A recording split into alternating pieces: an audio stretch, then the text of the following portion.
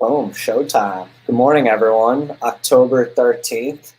Another day, another Rolland market mashup. Go to our YouTube channel, hit subscribe. And yeah, guys, I mean, yesterday was quite the rally all around, led by tech. And today, the technology rallies seem to continue, even though everything else looks mixed. Banks had their earnings today, and I think for the most part, they were much better than expected. Dad, curious to hear your thought on that. I know Citigroup beat their earnings.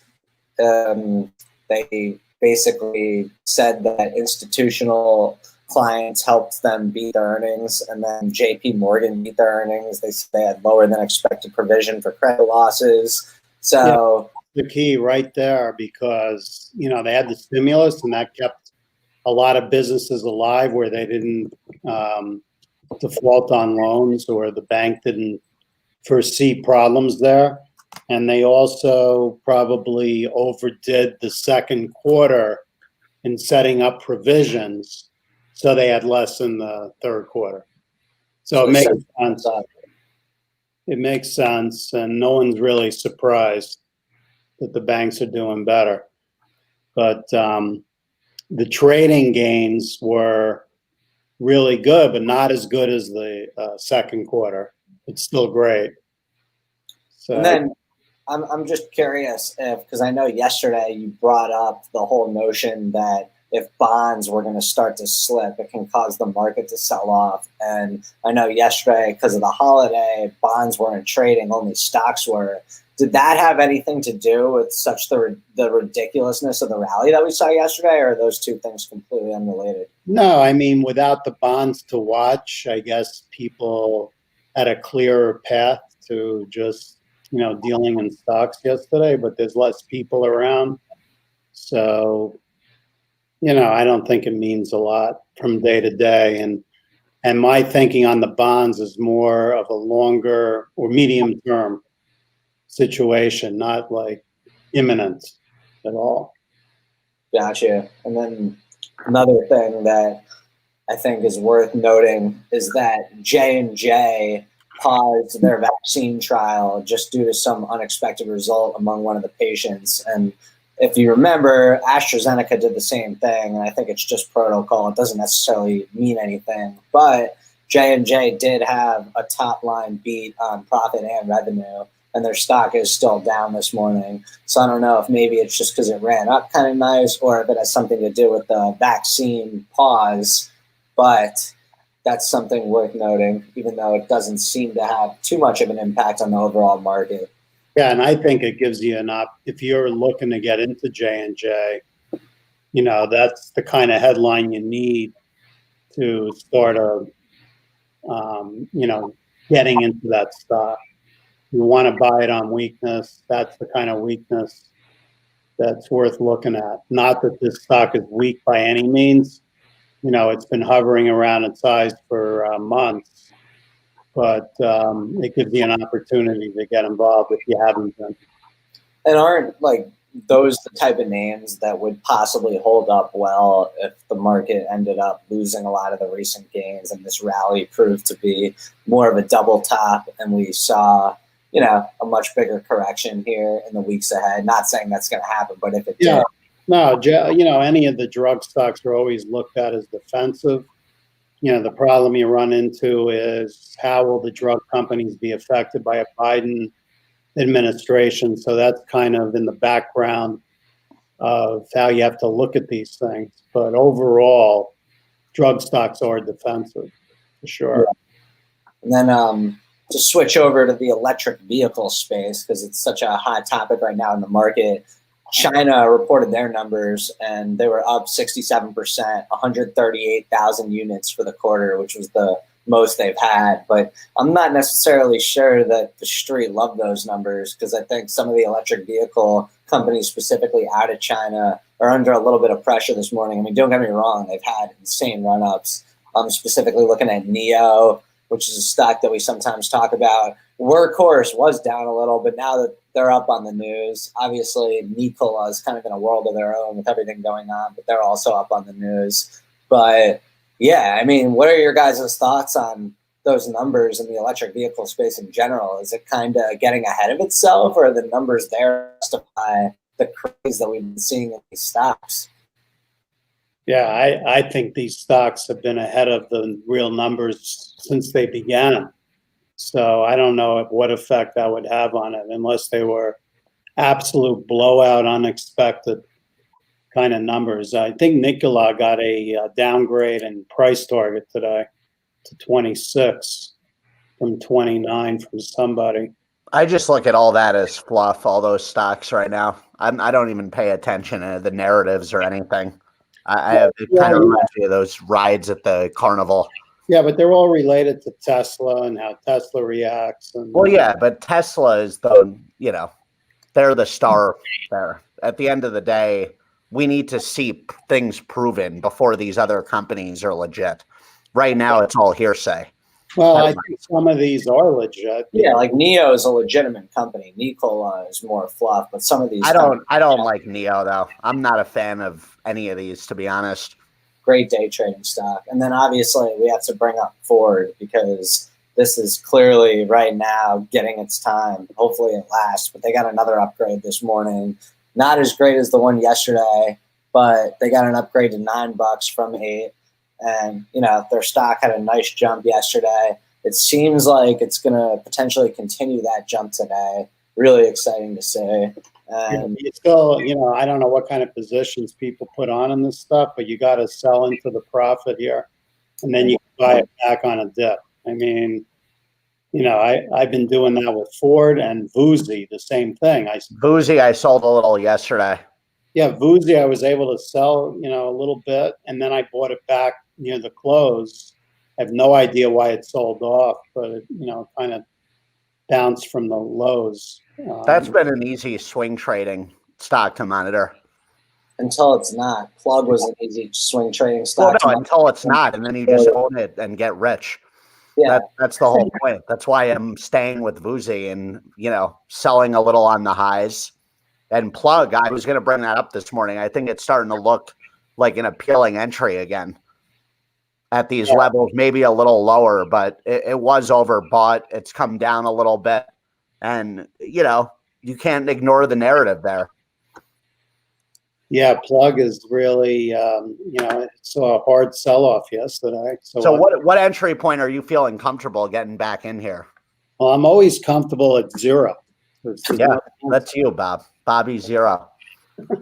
But, I mean, if you look at the chart, this thing exploded from 1435.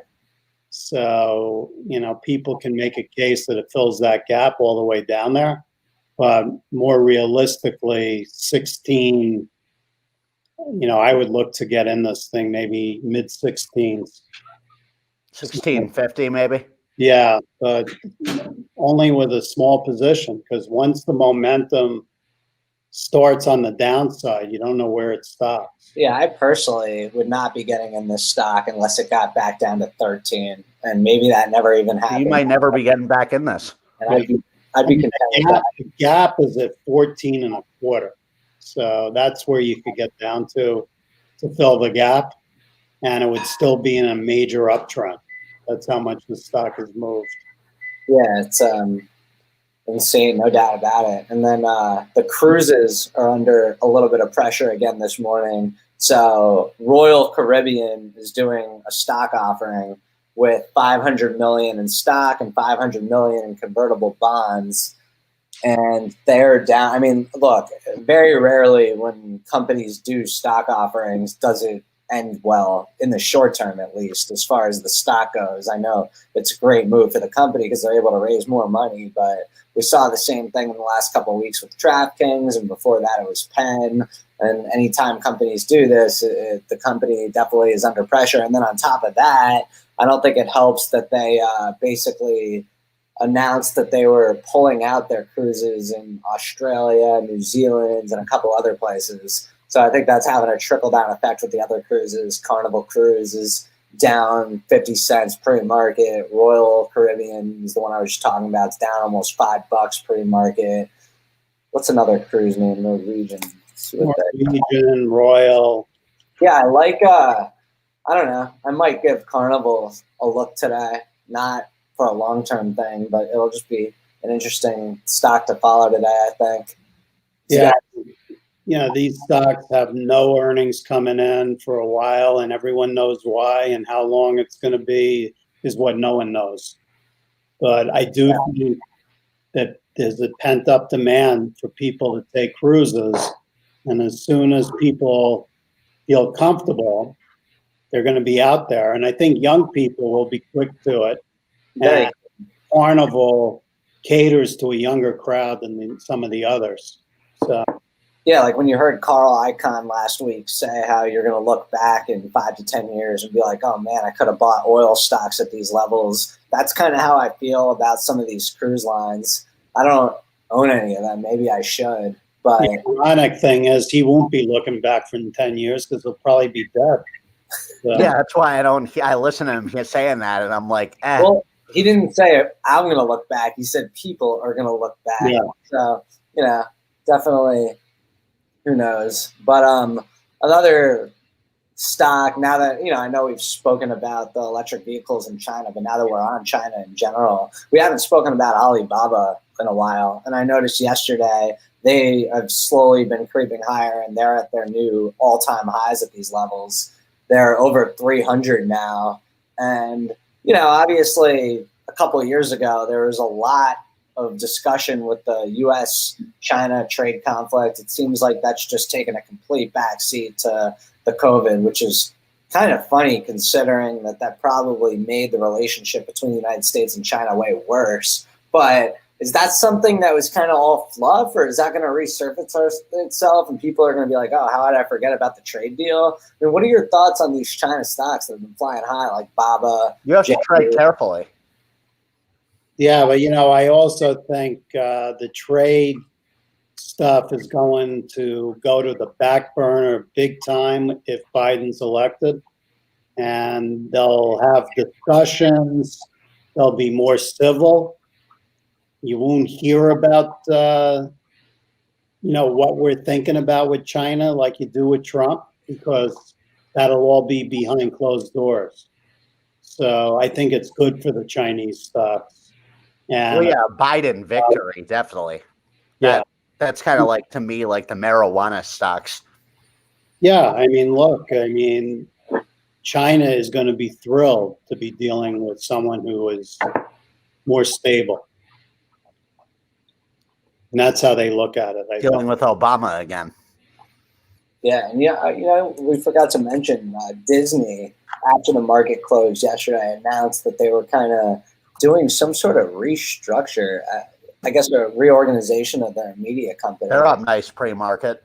Yeah, they got a nice look after hours from that news. I think they're down from those levels, but that'll be an interesting stock to follow today. So they basically said that they would reorganize media entertainment business to focus on streaming.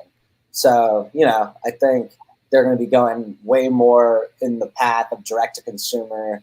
They've already announced a couple of their big releases that are coming up that they're completely just skipping the movie release in general and going straight to Disney Plus. So, yeah, it's a smart move for them because they see what kind of multiples stocks like Netflix got, and they're trying to rearrange their balance sheet so people will look at Disney and compare it to Netflix more and say, why is this stock so cheap and Netflix so high? I'm sure that's... Well, yeah, and the virus has made them realize they don't want to be relying on someone showing up through a turnstile to make money. Yeah, they have a phenomenal library. They got to take advantage of it, and maybe they feel the market will start, recognizing it in the stock price. Yeah, and it seems like before the pandemic, they were starting to get priced like that a little bit more. They shot up to like 165 as soon as Disney Plus got released. And it seems like people were going to do that. But obviously the pandemic has been brutal for them with all their parts. And, the one in California is still closed. So that'll be an interesting thing to follow. Twitter got a couple upgrades yesterday. And, I heard Kevin O'Leary on CNBC bring up an interesting point, and I've actually been seeing the same thing, and that's that you're starting to see more ads on Twitter. So I think companies are starting to give Twitter a look again with ads, and I think it's probably because the engagement on Twitter is so next level. So, I think it's because the election's coming up. Yeah, I agree with you, Mike. I think So I don't really take that anything. All I know is that news with Square with Jack Dorsey. I hear that, and my immediate reaction is, again, he's thinking more about that than Twitter. We need to see something happening with Twitter, with this subscription model, with the advertising, with the reporters. It's one of those things where if they announce that they're actually launching a subscription model, you don't want to not be in the stock when they make that announcement, because then you missed the big pop that they're going to get from that. I mean, let's see them do it. Without that announcement, what's going on with Twitter? We're just hearing about headlines of, oh, people are getting behind them again. I heard that 4 years ago and nothing happened. I mean, what's happened with Twitter is they've been growing like crazy through the pandemic with user engagement. So even if they don't do the subscription or they decide to go heavier on ads, either way, similar to these other social network platforms, anytime you have such a large bulk of people that are tuned into what you're doing on a day-to-day basis, it's beyond valuable. I'm more bullish on Pinterest, to be honest, as a social network platform. I have a big position in Pinterest. I agree with you. I think Pinterest, Twitter, Snap, I think all these companies, when you look at how far Facebook's come, they're obviously not all going to replicate what Facebook's done, but I think a lot of them have a long ways to come as far as what they can even Snap, with us even talking about that with college students in our markets weekly, I don't see Snapchat being able to really do anything away from Facebook. I really don't. I don't look at them as a threat or a legit I'm out of Snap right now. Looking through their advertising, it's a Facebook. I literally show me what's different as Snapchat. I want to know from their team what they're doing to distinguish themselves. What they would tell you is different is that it's a completely different demographic. I keep hearing that. It's not, though. The demographics all on Instagram. So when push comes to shove, they have the exact same layout. They copied Facebook with the way their ads work. I don't get it. I'm not bullish on them. Twitter, I see where you're going with it. I think they have a lot of potential with their user base to monetize it. We need to see it. Until then, I'm a huge Facebook holder. That's not going to change. And I'm very bullish on Pinterest, what they're doing with their women demographic. I think they have way more upside than a Snap or a Twitter the next few years. Well, you guys have been right on all these stocks because they're all at all-time highs, and you've been talking about it for pretty much months. Well, who hasn't been right during this time? People who have been picking up. Not in the market. For people beyond. That's step to bed.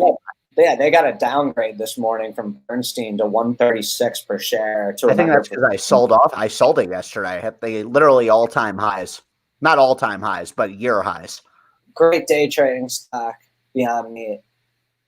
I think it'll come down a bit more. I was telling you offline yesterday, I'm looking to get back in that probably in the 165, 170 range. Maybe it doesn't even dip that much, but that thing came up a bit too much. When it was getting close to 200 yesterday, I'm like, I got to dump this.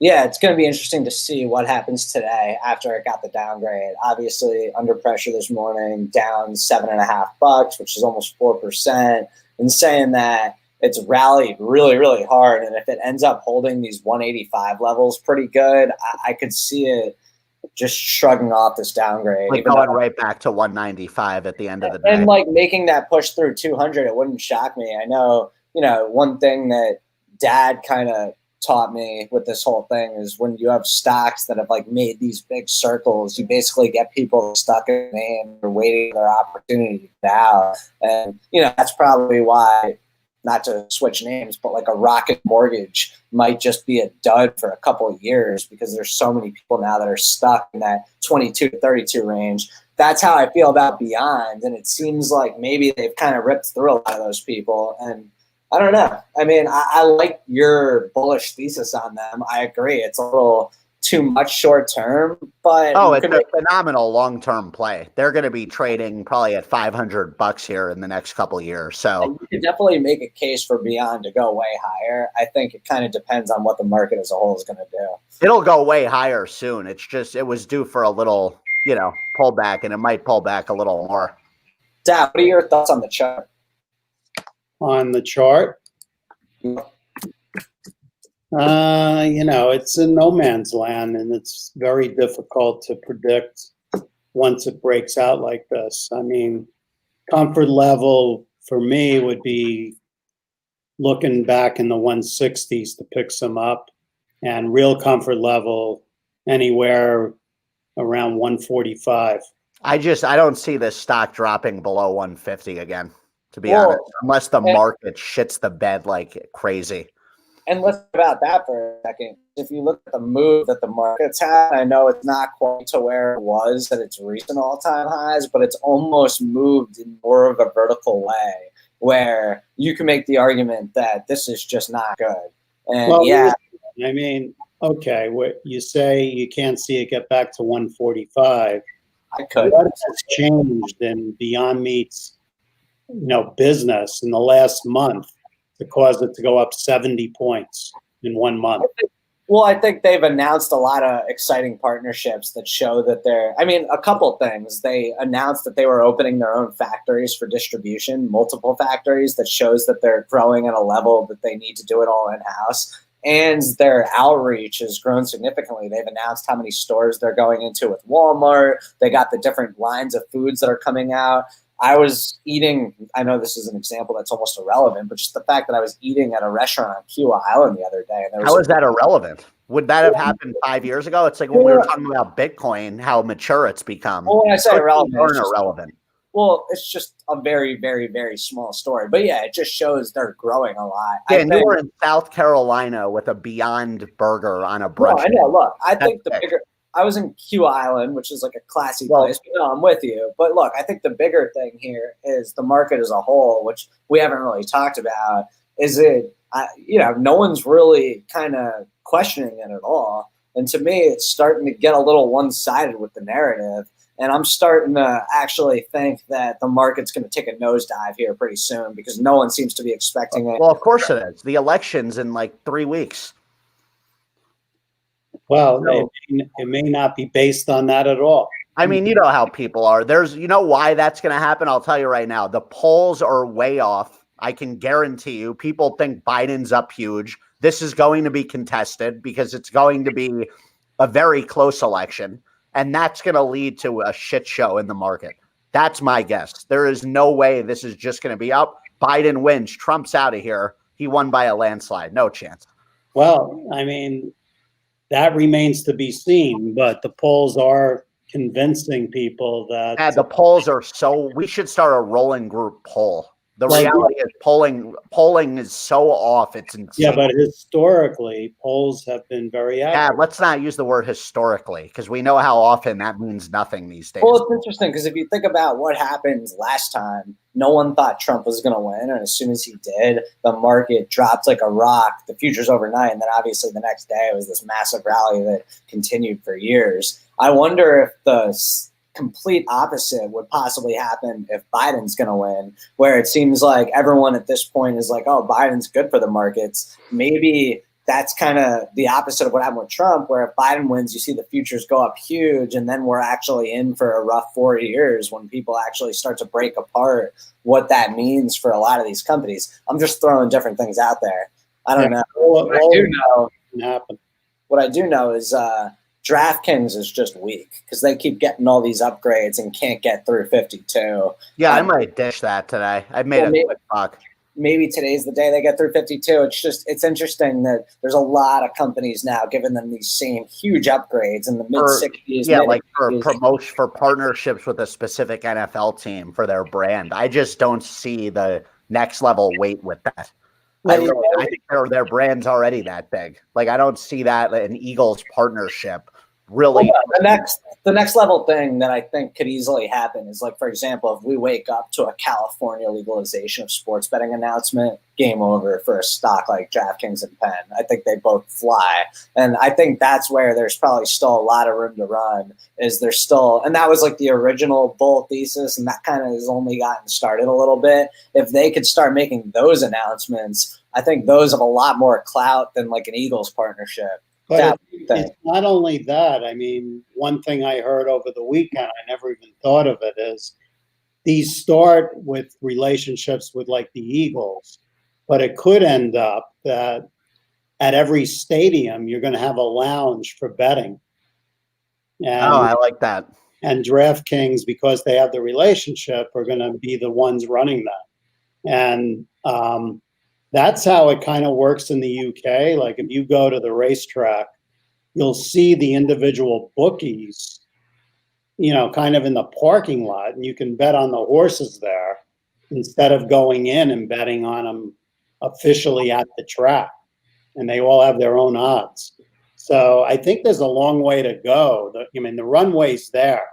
If gambling becomes real legit everywhere and football accepts it, you'll be able to bet at the games. That's going to be an amazing thing to be able to do.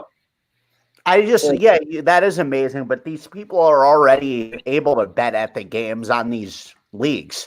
When you're in these FanDuels and DraftKings tournaments. No, you're not, though. Those are not legal in most of the states beyond like the fantasy aspect of it. To be able to that's what I mean, the fantasy aspect of it, which has turned into gambling in itself. Yeah, but that's a small aspect. A lot of people like to just place a wager on the game. I think you'd be surprised how many people have shifted, though, into actually betting on players' outcomes. Well, I'll tell you what, Penn National, I know we're all big fans of Barstool, and Penn National recently released their Barstool betting app, and Barstool spends Saturdays and Sundays doing like a big live stream where they're all watching the games together, going over their bets. They're not doing fantasy. They're doing straight bets, overs, unders on teams, on, spreads. Right. And think about how great it is when you're in a sports book in, Wynn or the MGM in Vegas. If you can recreate that at every stadium, where you can bet on all the games. They have these huge lounges. People won't even be out watching the game. They'll be sitting. I think the difference there, though, when you're in those Vegas places, you have people that are fans of all these different teams congregating. It would be the same thing, though, Mike. It's not the same thing. It's not at all the same thing. I'm buying more DraftKings. I'm convinced. And I think Penn, as we've talked about at length, the peer-to-peer gambling, they're going to be all over that. Where it's like, oh, buddy, let's bet each other on this. We're playing beer pong, let's bet.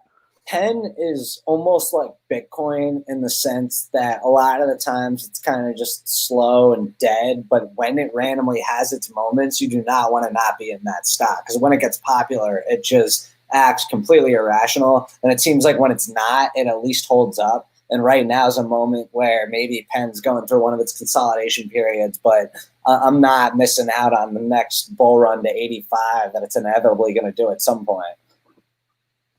So, yeah, and by the way, away from stadiums, you could actually see lounges opening up. Maybe when Play, that stock you talk about all the time, goes bankrupt, so it's turned into huge gambling lounges for Penn and DraftKings. Dave & Buster's is still priced like it's not going bankrupt. It's trading over 15.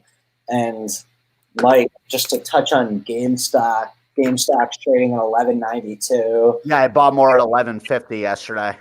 That's looking like a good buy right now. You're already. It's going to be a hell of a buy here in a few months. Watch where that thing's heading.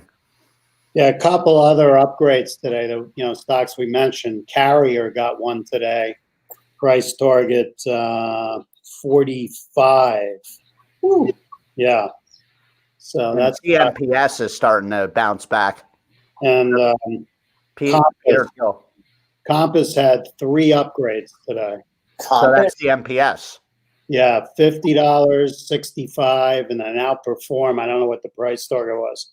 So it's getting some press, even though the volume's not there. And that's that synthetic mushroom company. Wow. Dan, did you jump on that yet? CMPS or the one you like? Both. No. So that either one you were saying no to. You know what I'm gonna do right now at Open?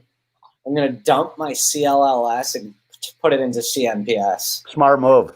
What are your thoughts on that? I think it's very clever. You know my thoughts on that. You're betting on the future. Bob, are you still in CLLS? Yeah, I have a small position there. I haven't been in that stock in years. I have 630 shares, and I got out of CLLS at its highs. It's kind of one of those situations you're afraid to sell it because the next minute. I know. I don't have FOMO, Bob. And Once I sell, I'm like a short-term memory quarterback with that stuff. it's been acting well too. So, but all right, Watch that's out our for GME. I'm telling you. Good afternoon, good evening.